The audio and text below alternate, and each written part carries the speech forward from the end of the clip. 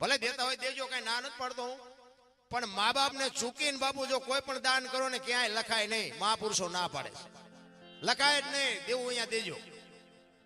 આશ્રમમાં છે હમાતા નથી, આપણને એમ તો ઓહો અમને દીકરા જ નહીં હોય. એક નાના એવા ઘર હોય, 10-12 માણસનું કુટુંબ હોય, અને બાપુ આપણા બાપા ને આપણા ગઢા છે ને હાવ અભણ હતા, પણ કોઈ દી કોઈ ન કીધું કે મારા મા બાપ મને નડે છે. હવે આ ભણી ગણીને તો દી નથી ઉઠાડ્યો. મને એમ થાય કે આ નકરું ભણતર શું કરવાનું, રહેવા હારું ઘર નહોતું, ખાવા હારો રોટલો નહોતો, તોય બાપુ મા બાપ ને પૂછ્યા સિવાય કોઈ બાપુ કોઈએ પાણી નથી પીધું. અને અત્યારે તમને ન ખબર પડે, તમને ન એમ જ કરતા હોય. બોલો, એટલે નહોતી ખબર એટલે 100 વીઘા રાખી હતી, તું 10 વીઘાના ઉલાળિયા મીઠો કરવા, અમને નથી ખબર. કોને કે તારી પાસે રોટલો ખાવાનો? અરે માન બાપ જેવું બાપુ દુનિયામાં એક જો અંતરથી કોઈ ચિંતા કરતું હોય ને કે મારા દીકરાનો વ્યવહાર બરોબર હારે, મારો દીકરો સુખી થાય, મારા દીકરાનું ગાડું બરોબર હાલે, આવી જો અંતરથી કોઈ ચિંતા કરતું હોય તો તમારી માન, તમારો બાપ, બાકી હગો ભાઈ રાજી નથી. લખવું હોય તો લખી લેજો, હગો ભાઈ નથી. કે મને તો એમ થાય કે રામાયણ, આ મહાભારત, આ બધું મહાપુરુષોએ બનાવ્યું છે, તો રામાયણ શું કહે છે, મહાભારત શું કહે છે, તમને મને બધાને ખબર છે. રામાયણ કહે છે કેવા દીકરા હોય, કેવા ભાઈઓ હોય, કેવા બાપ હોય, કેવી દીકરી હોય, કેવી માં હોય. આ જોવું હોય કે રામાયણમાં જોવો, અને રડેલું ન ખાવું હોય મહાભારતમાં જોવો. એટલે બધા ઠેકી ઠેકી નિમાજ પડે છે, નથી દેવું નથી દેવું કરે. હગો ભાઈ હગા ભાઈ ને એક વેચ જમીન હાટું મારી નાખે, ત્યાં આપણને એમ થાય હારી રામાયણ લખવા વાળા રોતા નહીં હોય જાય છે. એટલે તો મહાપુરુષોને લખવું પડે કે ધરતી રાજા રામની કોઈની પૂરી કરી નહીં આસ, આની માથે કાંઈક રાણા રમી ગયા ને કાંઈક વ્યાઈ ગયા નિરાશ. જમીન અહીંયા પડ્યો, એક જાય ઉપર ને એક જાય જેલમાં.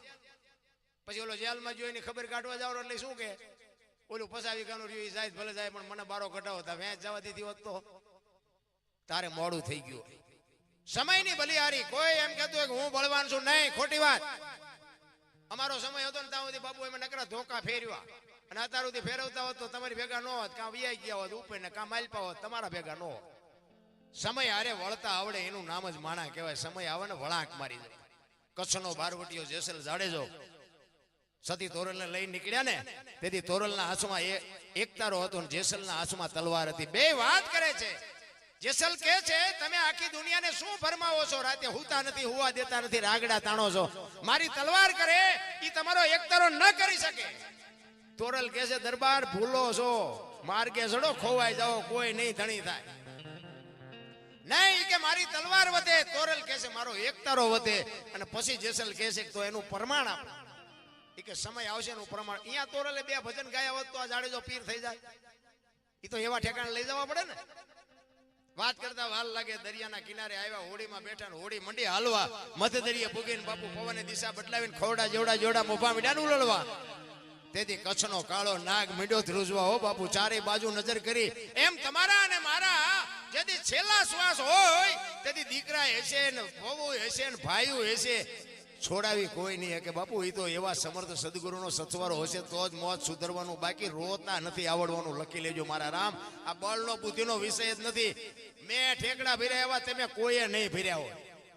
હારા હારાને ધોકાવ્યા, અને નકરા ધોકાવ્યા એવું નથી. હો આપણે મારે ધરીને ખાતો છે. હા, એ કે અહીંયા કોકને મારી તમને થોડા મૂકે, પણ આપણે કોઈ દી સલામ કરી જ નથી. સત્યના રાહ ઉપર બાપુ કોઈ દી કોઈને પગે લાગવું જ ન પડે. કોઈ દી સલામ ખોટું કરો તો તમારે કગરવું પડે. અમારે અકાબા બાપુ હમણાં જ કહેતા હતા એ કે આપણે સત્ય જ કહેવાનું.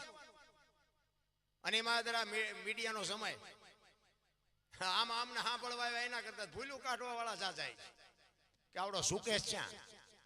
હવારમાં અમે પેલા માફી માંગી લઈ ભાઈ જે હોય 500 રૂપિયાના ભાવના ઘઉં લાવો ને એમાં કાકરા આવે ને 500 ના ભાવના જ હોય. એને કાઢી નાખાય, ભેગા દળાવાય નહીં, એને દાંત પડી જાય. સારું સારું જ ખાવાનું હોય. એટલે આમાં એવું કંઈક આવે ને તો કાઢી નાખજો. આ કોઈ કલાકાર બે એમાં કાંકરા જેવું લાગે કાઢી નાખો. કોમેડી જોકે હું તો ના જ પાડું છું કે આપણે કાંઈ આ મને ખબર નહોતી ને વિડીયા બહાર પડ્યા. મને આનો શોખ જ નથી.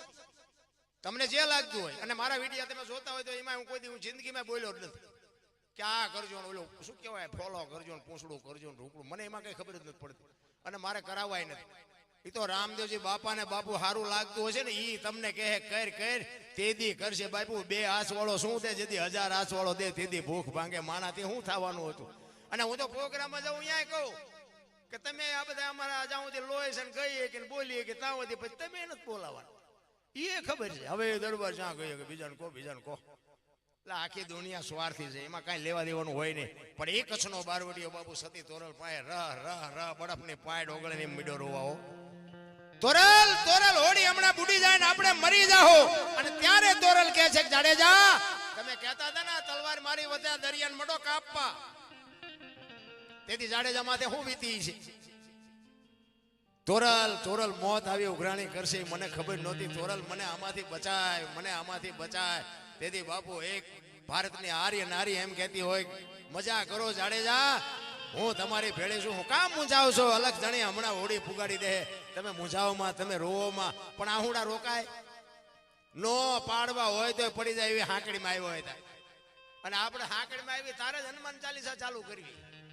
એટલે હનુમાનને ખબર જ ન હોય બેટા જિંદગીમાં બોલ્યો નથી તો આવે હનુમાન. આ રોજનો રિયાઝ જોવે. બુથીના ગાળિયા એવા થયા છે ભાઈ. એક ભાઈ આમ દિવાલમાં ખીલી ખોડતો હતો, ઊંથી ખીલી રાખેલી, માથું આમ દિવાલ કોઈ અણીયું કરે હછોડિયું મારે, રિયો બબડે. એ કે કારખાના વાળા બુથિયું ચા કે ઊંથિયું ખીલ્યું કાઢ્યું. એનો ભાઈ અહીંયા ગયો કે હું કે કે ખીલ્યું છો નહીં કે ઊંથિયું કાઢ્યું. એનો ભાઈ કે તારામાં બુથી નથી. એ કે કેમ? એ કે આ દિવાલ ની ક્યાં છે? આ દિવાલ અહીંથી પકડીને લઈ ગયા ને અહીંયા લઈ ગયા. આખી જિંદગી દિવાલો ફેરવી પણ અહીંયા ખીલી ન ફેરવી નાખી. મારી ખીલી ફરે ફેરવો દિવાલો, યા સમાધાન થતું.